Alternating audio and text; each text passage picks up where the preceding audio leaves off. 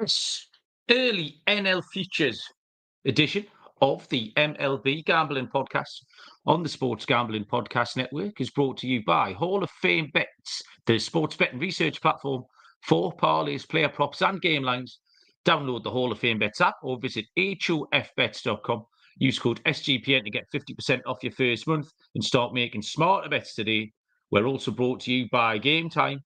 Game Time tickets make the perfect holiday gift. Sign up at gametime.co. Use the promo code CFBX for $20 off. Gametime.co, promo code CFBX. Welcome, everybody, to the MLB Gambling Podcast on the Sports Gambling Podcast Network.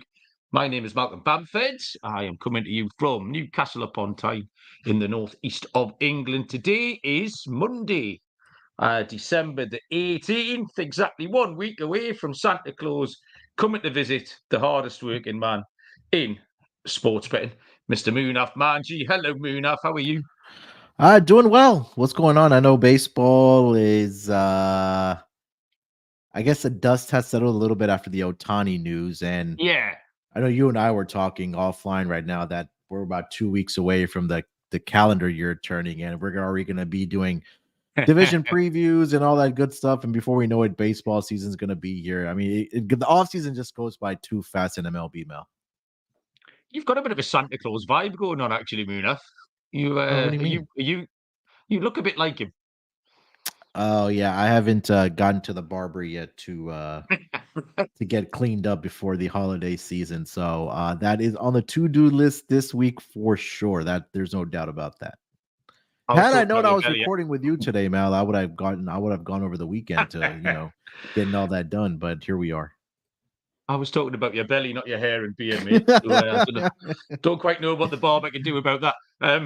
This is a great time of year for sport, though. We had the NFL all last night. The Premier League, there's a million games a day from now right the way through until the new year. The Darts World Championships on over here, which is a huge betting thing. It might not sound much to you, but it's it's a cultural thing.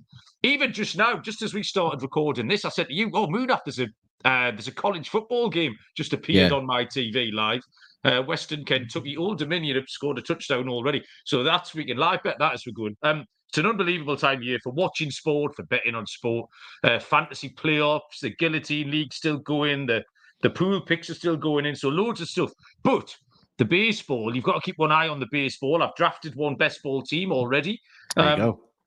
Yeah, I enjoyed that. So I love every time the draft finishes, just draft another $10 best ball team. And it's one of those things that just keeps your mind active and it keeps you looking at the players and you're looking at ADPs and why say moved and why. It's a great way just to keep your baseball mind a little bit sharp. I tuned into your show last week with the American League show you did with Dylan. That was fun.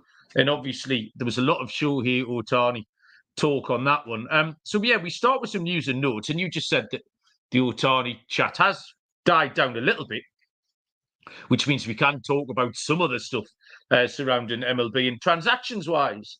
We're sticking with the Dodgers really to start with, and Tyler Glasnow. Yeah. To the Dodgers, they took Manuel Margot as well, which doesn't move the needle much. But Glasnow. For Ryan Pepiot and Johnny DeLuca. So we'll talk about those two in a moment. But Glasgow's really the headline. Glasnow is the headliner in this. And it's a health question mark, Moonaf. 120 innings is a career high for him. But what you do get, if he's fit, is that great October starter. And I kind of think the Dodgers, if any team can carry a luxury like this, then it is the Dodgers, because they will be able to backload other bodies behind him. So, Glasnow to the Dodgers. What was your thoughts on this, Moona? Yeah, I mentioned when they signed Ohtani that I think the first thing I tweeted after that is that they still needed to go out and get pitching, right? Because last season they dealt with a lot of injuries to that pitching rotation, right? We know Walker Buehler missed the entire year last year with TJ surgery. Julio Urias was dealing with injuries and off the field stuff as well. Clayton Kershaw fell off a little bit for the Dodgers rotation as well. So they kind of need to revamp it. And I feel like, and also Tony Gonsolin, I've been mentioning his name, and Dustin May from the previous year as well. So there's a lot of arms in this rotation that definitely they can set up one of the better starting rotations in the National League when healthy. But I feel like they're still in the market to go out and get another arm. Well, I don't know if it's a frontline starter like an ace. But again, we know Ohtani's going to be he's not going to be pitching next year for the Dodgers because he's also dealing with a UCL injury. But you're going to get Walker Buehler back, I believe. You have Kershaw in the lineup. What you're going to get out of Bobby Miller, he's only should be able to improve, as we get year to year with some of these younger guys. You had Emmett Shaheen, who had flashes last year as well. I know we talked about him a lot last year. And then you added Tyler Glasnow, right? And like you mentioned, for Tyler Glasnow, it's about how many innings can he go, and is he going to be able to stay healthy for this rotation of the for the Dodgers? So I think that they go out and get one more, maybe like a second type of pitcher behind the ace of this rotation. I think they're going to be okay. I mean, the lineup speaks for themselves, but I think that once they're able to put it all together, at the end of the day, they are, I believe, the World Series favorites right now, obviously with the signing of Ohtani. But I feel like they still need to get one more pitcher into that rotation. Yeah, I think they definitely will as well. I don't think there's much question about that at all. The players who went the other way, classic kind of Tampa Bay Rays players. If you could have picked a couple, you would have picked. So Ryan Pepiot. We talked about him a lot at probably this time last year, actually. Yeah. I think he was, or certainly maybe more spring training time. But I think he broke camp in the rotation, then got injured. Finished the season with a 2.76 ERA, which was maybe a little bit lucky. The underlying metrics maybe don't support that.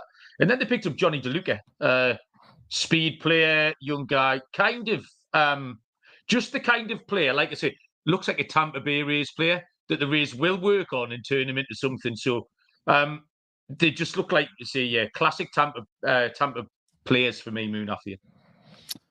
Yeah, I mean, like for this Tampa organization, I think there's more question marks about what they want to do with their organization. I know there've been rumors about them trying to get a new stadium, or if they're going to relocate and all that altogether. But there's also rumors. I know Dylan and I touched on this yesterday as well. I know we're talking about NL today, but that maybe Brandy Arosarena's name may pop up in trade rumors as well. We don't know what's going to happen with Wander Franco after what he transpired last season about the all off the field stuff with him. So, right now for this Tampa Bay Rays team, and you remind me every single year that I always want to take the under on their regular season win total, but they always find a way. Whatever it is, they always find a way to get over that regular season win total. It doesn't pan out for them in the playoffs, but they're a great regular season team.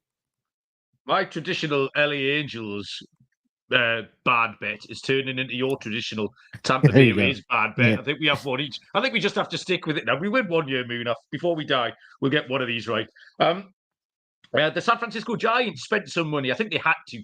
They've tried to spend money for a few years and they can't. They can never manage it. No one ever wants their money.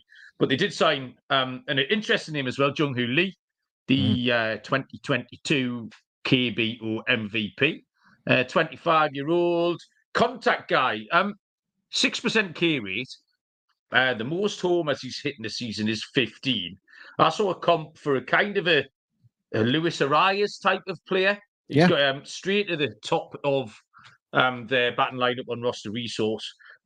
So, and like I say, the Giants have been trying to spend this money for a long time, so eventually got round to picking up not a big name, but someone with the potential to be.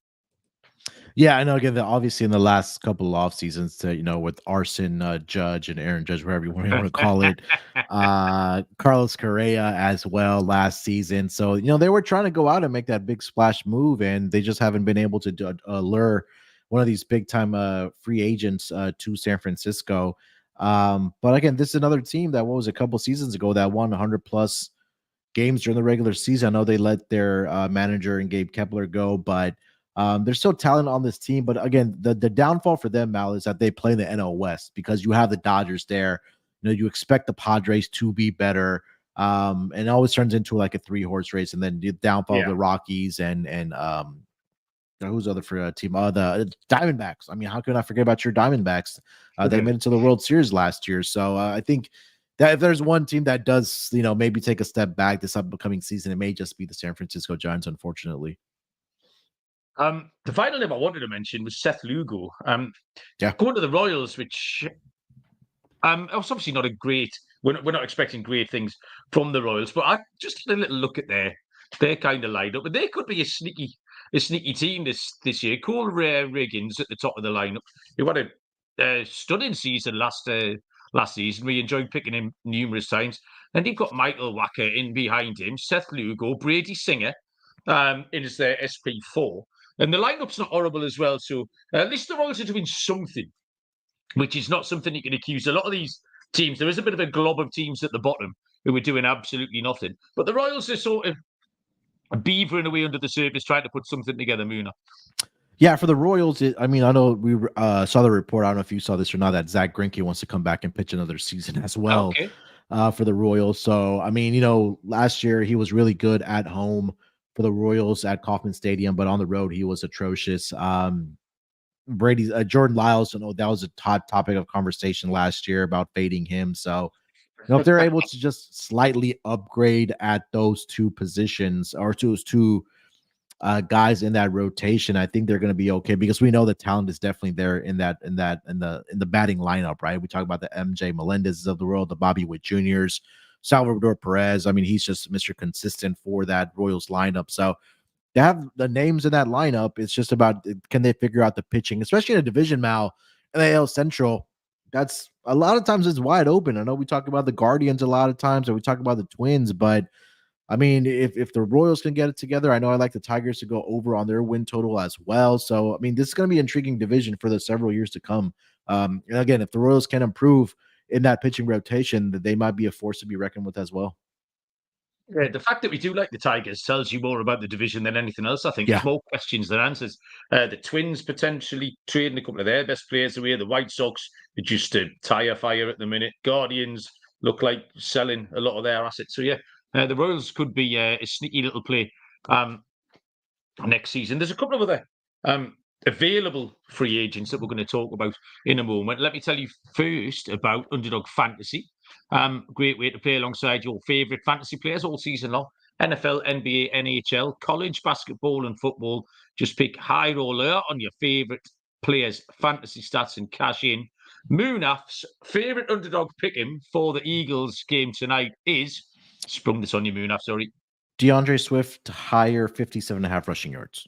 There we go. DeAndre Swift higher than 57.5 rushing yards. Watch along, make your picks, and maybe make a little cash on Underdog's mobile app or website, underdogfantasy.com. Sign up with the promo code SGPN. Underdog will double your first deposit up to $100. That's Underdog Fantasy promo code SGPN. To advance in my fantasy league, I need Jalen Hurts to not play. Or I've got about a 2.5 point lead. I've got Smith and Jigba. So if I'm giving him 6 or 7 points, I need to either Hurts not to play or to play very badly. So yeah, fingers crossed that he just have the week off, Jalen. Get yourself right. You're not going to get the number 1 seed, so just recover. And that's the team that Dylan drafted for me as well. D-Rock drafted that team for me, so he's on a percentage. So me and Dylan want him to advance. Available free agents then. Most of the talk is about Yamamoto. Held a second meeting apparently with the 2 New York teams, both of them, over the weekend, both at his own request. The Dodgers have still been cited as favourites for his signature. Boston, your Red Sox, and the Giants made 300 million offers. So do you have a feeling about Yamamoto, Munaf? I think that he probably wants to team up with one of the Japan players, right? Like, I mean, the teams that you mentioned, they all have Japanese players. Kodai Senga with the Mets, obviously, Ohtani, The Red Sox, they signed last year. God, I don't know why I keep Yeah, Yoshida. I know. Yeah, there you go. Well done. Yeah, from last year as well. So I think that it'll probably end up being one of those teams. So, and again, I think we didn't even mention that Ohtani deferred $680 million of his contract to the end of the year of, I think, the 10th year, where they're now allowing, or not allowing, but now that the Dodgers have more money to spend to get more players on this roster, so they're only paying him about $2 million per year until the end of the contract. So again, that gives an opportunity for the Dodgers to also sign Yamamoto. And I think that, we talked about it with the Dodgers, that if they're able to get Yamamoto into that starting rotation, I think they're pretty much set at that point. And then you have 3 former MVPs in your everyday lineup, and I think you're good to go.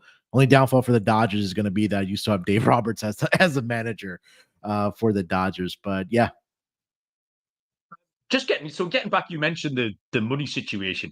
It was quite interesting because the LA Dodgers have the same owner, Todd Bowley, as Chelsea in the Premier League. And I sent you a little video clip, didn't I? I videoed a little Sky Sports News clip here of Chelsea have been doing the same thing as in deferring payments, putting players on 10-year contracts.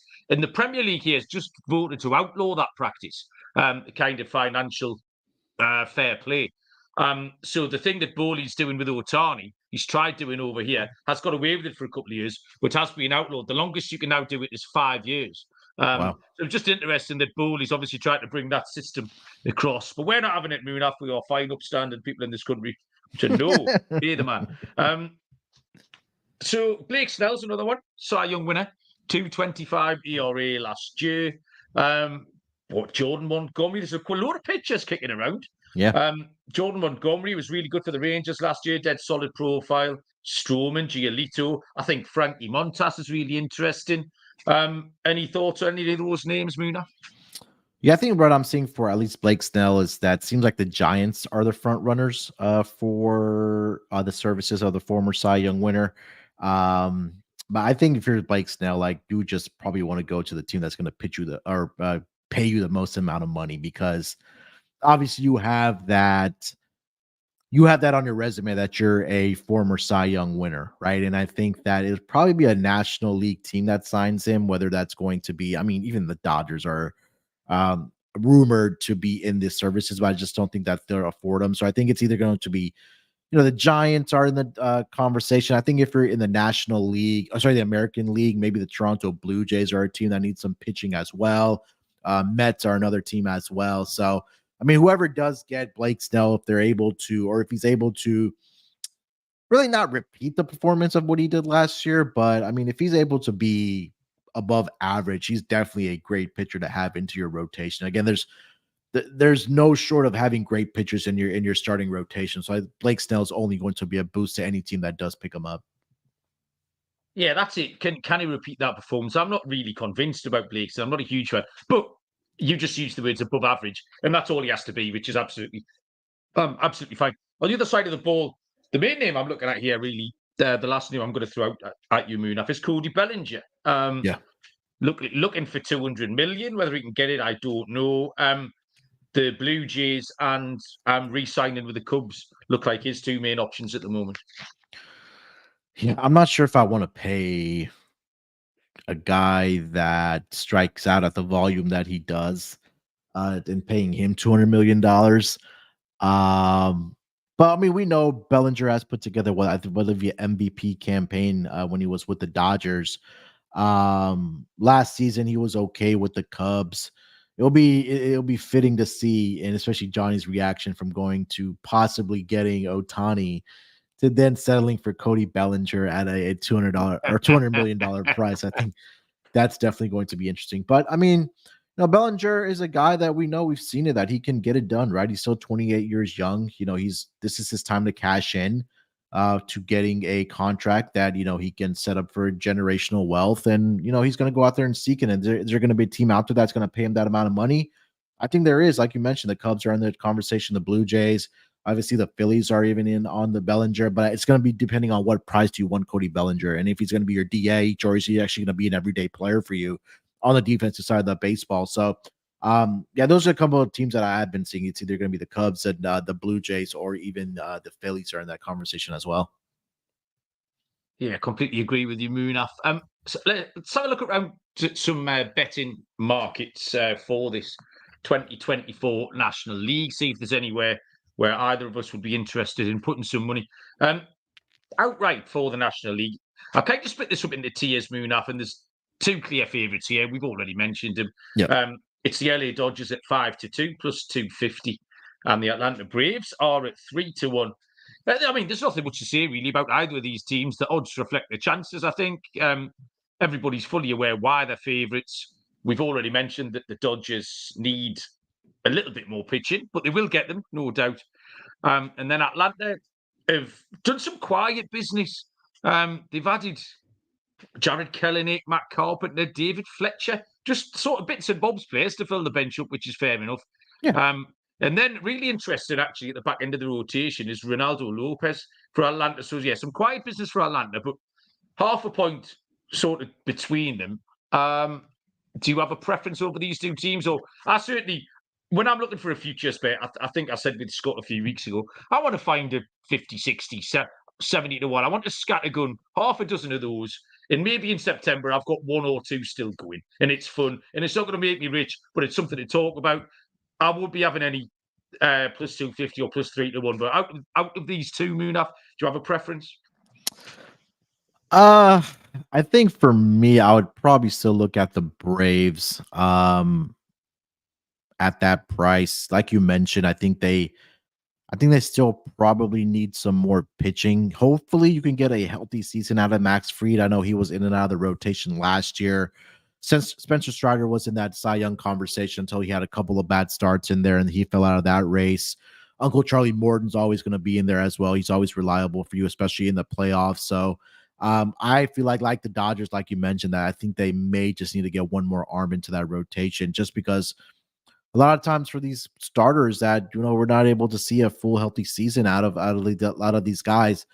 I mean, the batting lineup speak for itself. You have guys in there. You have probably at least 4 or 5 different guys in that starting lineup that can hit 30 plus home runs, right? We saw them do it last year. Ronald Acuna Jr., obviously the MVP of last year. Ozzie Albies has a great season. Austin Riley, Matt Olson, Marcell Ozuna, Michael Harris. I mean, the list goes on and on for this. Sean Murphy for this Atlanta Braves team. And like you mentioned, they added Jared Kelenic as well, who we know definitely has the potential. So if he's in that bottom of the lineup, providing some type of batting for average or even for power, I mean, that's a great addition for the Braves to have. So, they're well managed. They're in a division. What I feel like, we're not sure what we're going to get out of the Mets. We've heard the rumors that they want to maybe trade Pete Olson, and we'll see what happens. Sorry, Pete Alonso. So I think for the Braves, I mean, they're a great regular season team. I think I would probably I trust the manager more for the Braves. And again, like you mentioned, it's pretty much a couple of points that are separating this team because both of their win totals are at 101.5 for this upcoming season. Next in, it kind of standalone here.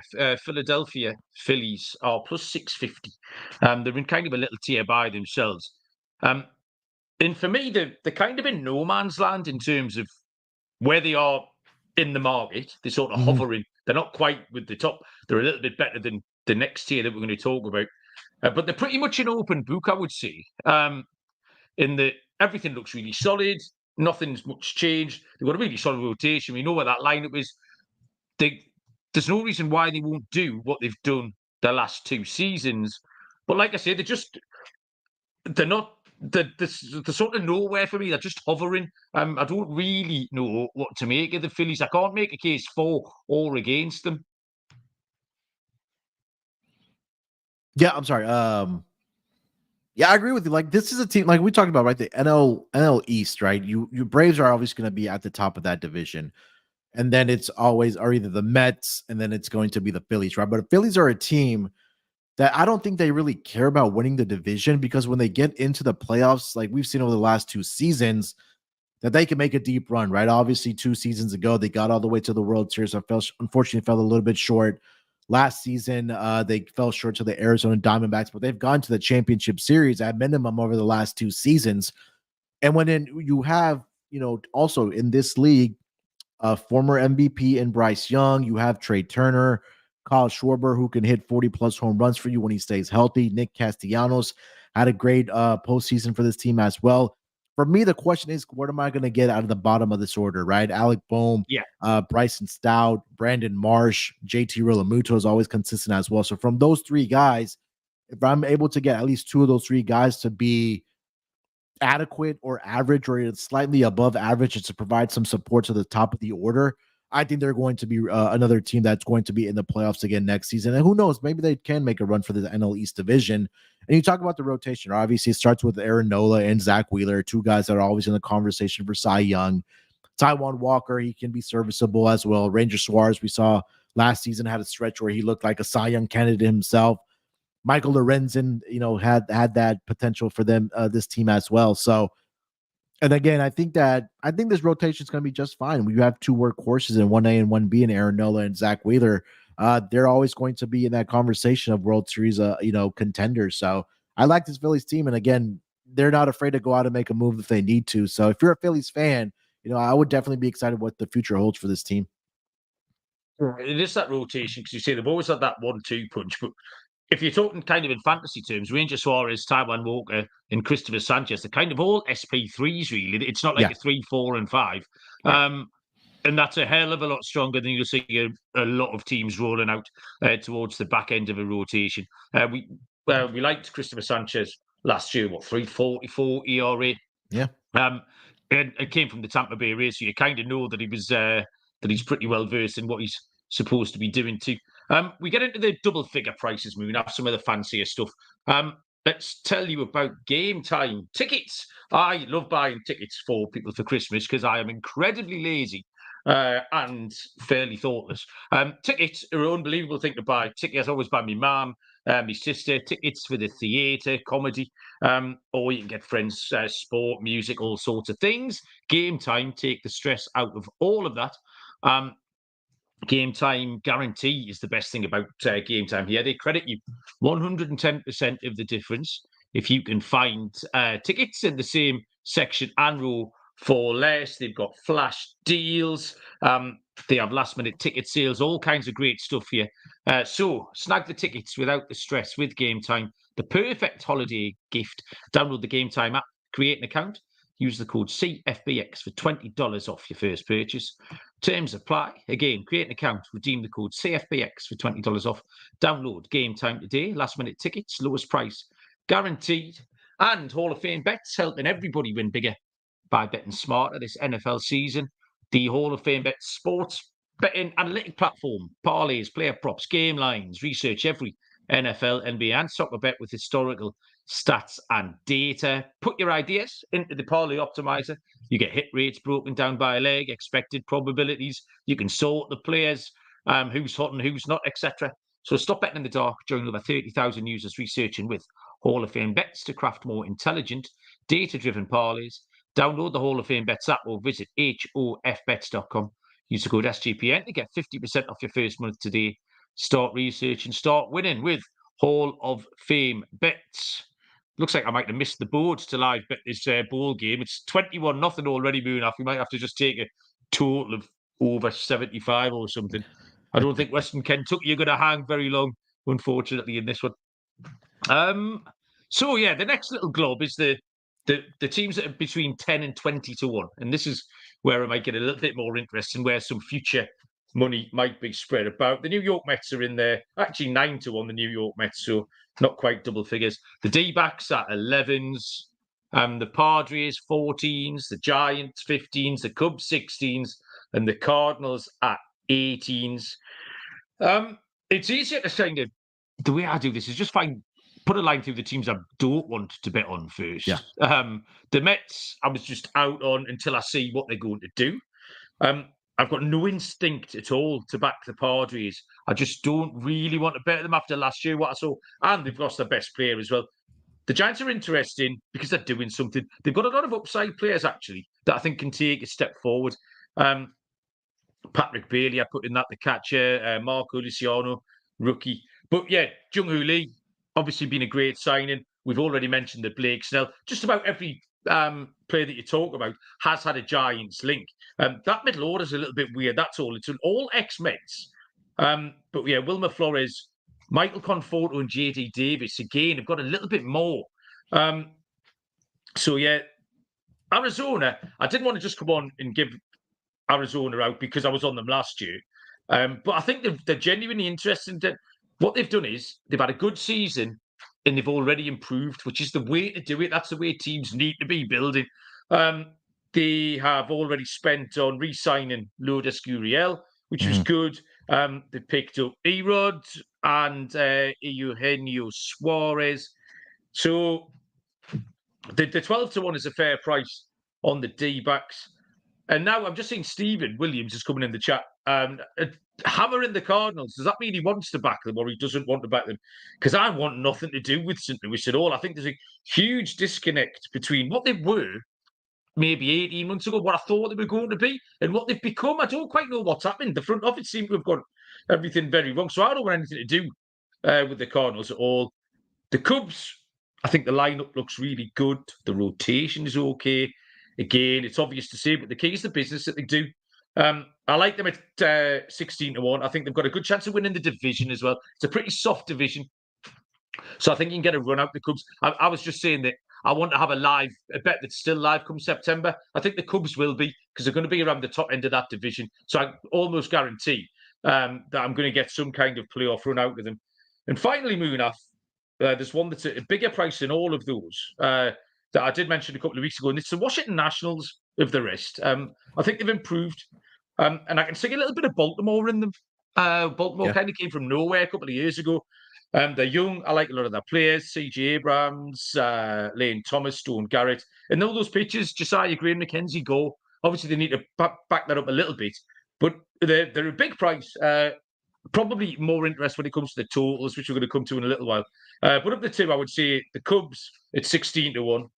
And then to use your term, Munaf, I'll have a pizza bet, not a steak dinner bet, on the Nationals at 75. Yeah, I think the Cubs are the most intriguing team to me in the National League coming into this year. I know they were in the rumors for Ohtani and him being on the Cubbies, with Suzuki there, and I like the Cubs for the division. I know Milwaukee has pretty much dominated this division. We talked a lot about Justin Steele last year for Cy Young. I had some juicy tickets on him. I feel like they still need to add a couple more pitchers in their rotation as well. Jameson Taillon hasn't been, the guy that maybe he wanted to pan out to be in his career. There's been flashes where there's been stretches where he looks like a number 2 pitcher for you. And then there's times where he looks like he doesn't even belong in in the major league. So, they have Jordan Wicks as well. Javier Assad, I know last season had some flashes there as well. So I think that's the only concern I have about is the pitching rotation. The lineup speak for himself, right? I mean, there's a lot of names out of people that true or maybe casual baseball fans haven't heard of, but hardcore guys like us, we know some of these guys, right? They signed Dansby Swanson last year away from the Atlanta Braves. Christopher Marble was good last year. Nico Horner, Ian Happ, obviously Suzuki as well. So I really like this young lineup. There's a lot of speed in this lineup as well. Guys that can score runs, get on base, steal bases. And they're also guys that can hit for power as well. So I like what I've seen from this Cubs team. I really do like them for the division. I think that'll be an intriguing price for sure. You mentioned the Cardinals with Steven. I am completely out on this team. This rotation that they put together, Mal, I just don't get it. I understand last year it was the whole, Yadier Molina and Adam Wainwright, leaving and retiring from the organization of how long they had been there. But Sonny Gray, all right, I can see the potential there with him. But outside of that, Kyle Gibson doesn't excite me. He shows flashes of having a good season, but always tails off. Steven Matz was a fade last year as well. Lance Lynn, I mean, we talked about at volumes. He was just coming in within the first couple innings there and just giving up 5, 6, 7, 8 runs to the opposition. So I don't think this is a World Series type of pitching rotation for this Cardinals team. And we also saw the rumors last year, Mal, that they may want to move from Nolan Arenado. I think that's still on the table for the St. Louis Cardinals. Paul Goldschmidt is the one guy I absolutely trust in this lineup. You know, a former NL MVP. You brought in Wilson Contreras from the Cubs. I mean, Jordan Walker as well. So there's definitely potential in the lineup. I'm just not sold that this pitching rotation is a team that can carry you to the playoffs or even carry you further. So um, I'm out on the Cardinals as well. I think the Padres are intriguing, Mal, just because I know they lost Juan Soto, obviously, but I really do like the package that they did receive in the trade from the New York Yankees. I know Michael King, if he's able to command the ball and locate his ball even more. I mean, there was flashes where within the first 3-4 innings, he had like 7-8 strikeouts. So he's a great strikeout pitcher. You still have obviously Fernando Tatis Jr. If he can mature a little bit and emerge as a leader for this team, I think they're going to be okay. You still have Manny Machado, Xander Bogaerts as well. The rotation with you, Darvish, Joe Musgrove, Michael King, I think that's pretty excitable if you're a San Diego Padres fan. But other teams that you did name there, I really do like the Chicago Cubbies. I think they're very intriguing, especially in a division, Mal, that the Brewers, I know with Brandon Woodruff and Corbin Burns always there. I saw Corbin Burns name in rumors as well. So keep that in mind. So I think that for the most upside, I guess I think that's the right way to put it. The Chicago Cubs are the most intriguing team for me as well. I just pulled up the Cardinals roster resource again just to check out I'd missed something with Steven saying you signed them. Yeah, and I don't think I have. Nothing there that blows my skirt up at all. The Padres just don't look to have much depth, Munaf. And one of the things you know about an MLB season is you need depth. Once, say, 5 SPs aren't good enough, you need 7, 8, 9. And even in the lineup, but as it stands, I mean, there's obviously players they could spend some more money, but there's just not an awful lot of depth, and that is the sort of thing that can catch you out in the dog days of summer if you don't have the players to come in. Final thing we'll have a little gander at then, Moonat, is the totals. So this was quite interesting for me because none of my books in this country had any totals up. So I kind of was making my own. And then about an hour ago, you sent across the totals from books that you'd found in the States. So just interesting to see how kind of near I was. I mean, the teams, just going by those couple of tiers, actually, the Dodgers and the Braves, 101.5. The Phillies, then in the little tier all by themselves, 89.5. And then, as you'd expect, everyone then drops down to 85.5. The teams you just mentioned, the Cubs and the Diamondbacks at 85.5, and so on and so forth. So totals, Moonaf, not something I'll be getting involved with loads. I just wish I could parlay a couple of them. If I could parlay 2 or 3 teams for a total, you can't. But I mean, it's not really a working man's bet to go long term on totals. But early thoughts on any totals you might be taking, Moonaf? Yeah, I mean, I know it's a chalk with the Dodgers there, but this team has won 106 games at minimum in 3 out of the last 4 seasons. And I know the 2020 season was a shortened year, but that was a year where they had 60 games because of COVID, and they won 71% of their games. So we finished the season 43-17 that year.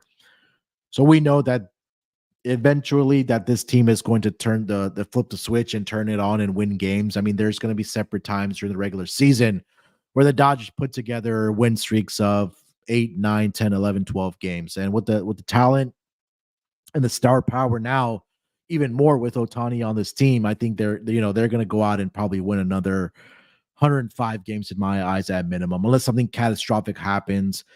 This team is always going to be at the top of the National League as far as wins go. So, I mean, it's a chalk. It's 101.5 for a reason, but I like the Dodgers to go over on their win total. I think that's pretty much a given for me. I'll throw another at you. I guess we could kind of go, back and forth here. The Cardinals 84.5. I just mentioned it. I am not sold on this pitching rotation. I think the under is in play there, 84.5. And if we're higher on the Cubs, coming into this season, I think that's, a team that I want to play the under on. again, I mentioned that Nolan Arenado may be a player that they may move on from or trade and get some more prospects in there. Sonny Gray, yeah, I respect him. He's a great pitcher, but after that, I'm not very excited about this rotation either. So I'll take the under on the Cardinals at 84.5 here, Mal. What do you like in this NL? There's two that I liked, and I just think the first one is the San Francisco Giants. The total is 82.5. I like the over. I just think they're going to do enough business that surely has to make them a team that are 3 games better than 500.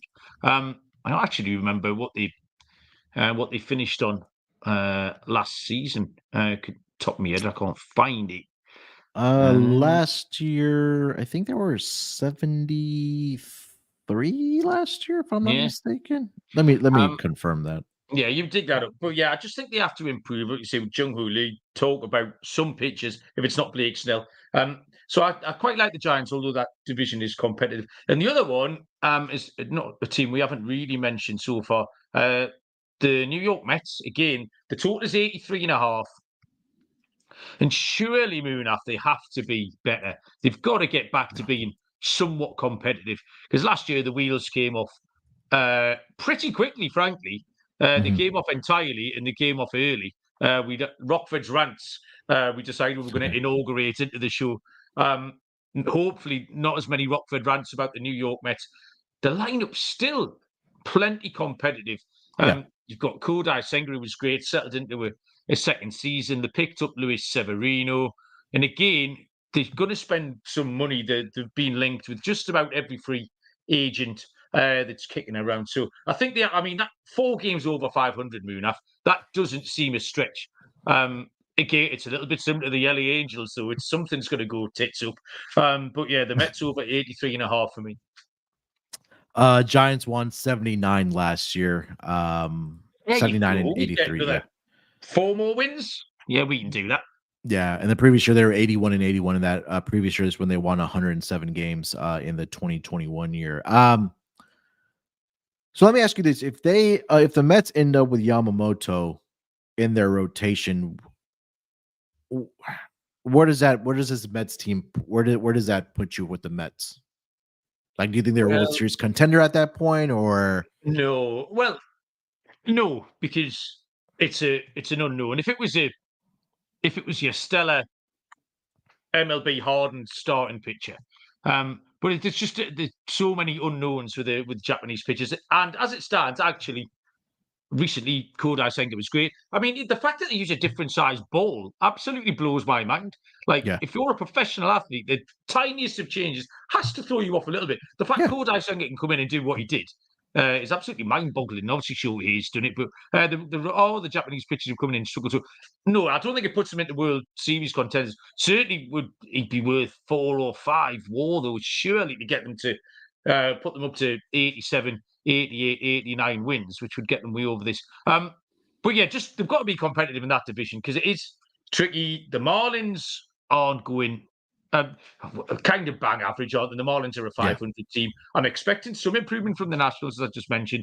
You've got the Braves, who are a powerhouse, and the Phillies, who are very much an open book, and we know what they're doing. The Mets have got to be competing.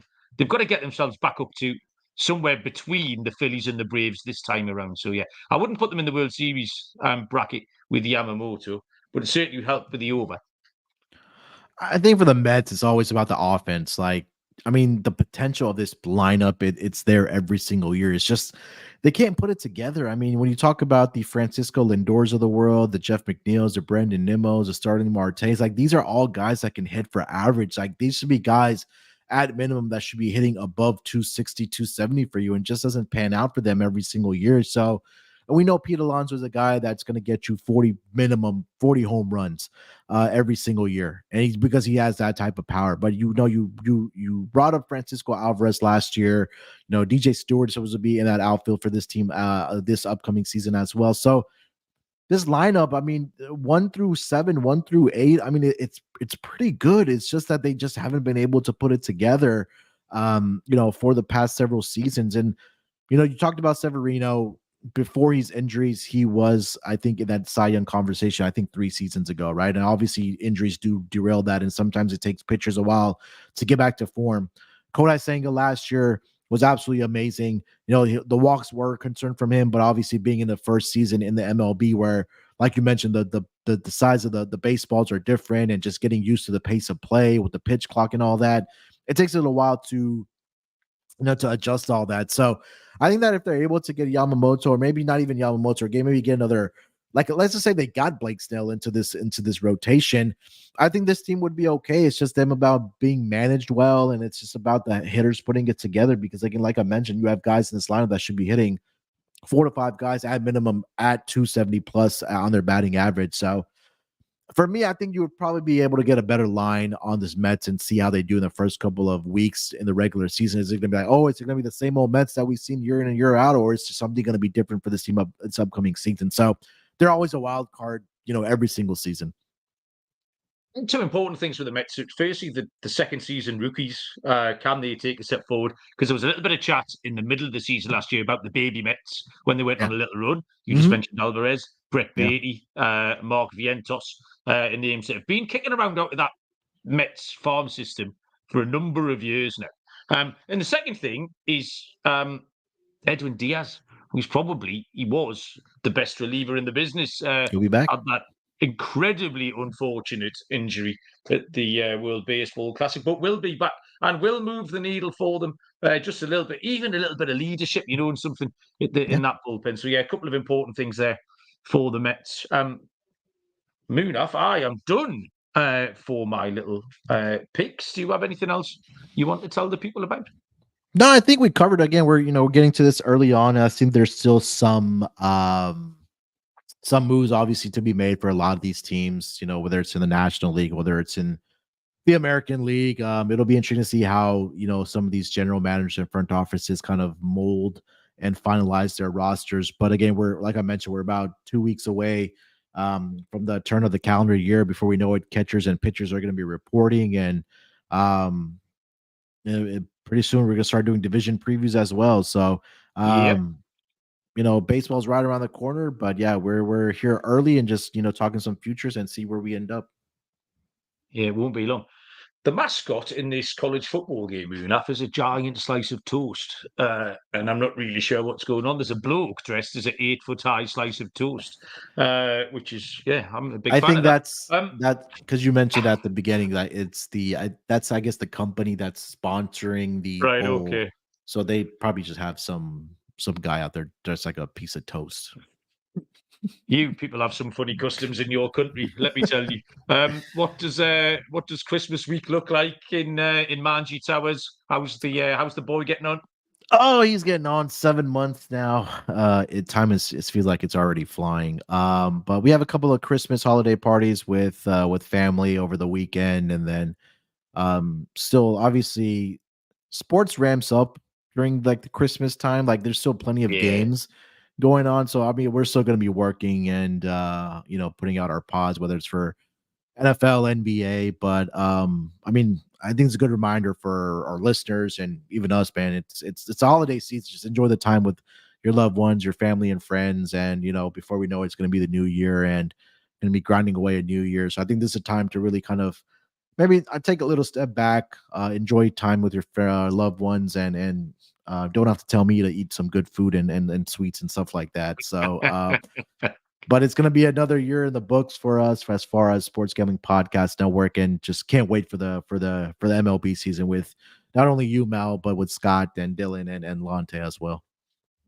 Yeah, I'm sure you work on that Santa Claus silhouette Munaf that you've got going this week. Thanks, mate. That was loads of fun. I haven't spoken to you for ages, so I very much enjoyed that. And I always, it's refreshing having a little look around the baseball stuff when you've had your head stuck in the Premier League and the NFL and your fantasy teams and all sorts of things. So thanks, everyone who joined the chat. Catfish and Steve, our Cardinals guy, and Donahue, early doors as well.